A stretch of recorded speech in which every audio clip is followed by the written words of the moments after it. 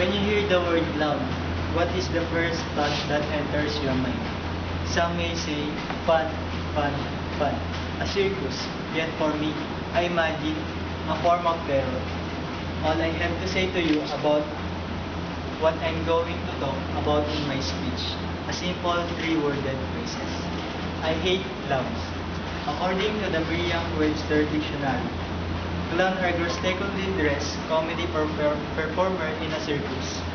However, my definition of a clown is a human being who has literally lost their mind to powder white faces and polka dot suits, which alone to enough to scare the wits out of some people, especially kids. One negative aspect of clowns are their repulsive clothing and makeup, usually consisting of paper white faces, flaming red cheeks, and black panda eyes. Another characteristic of clown is just plain gross.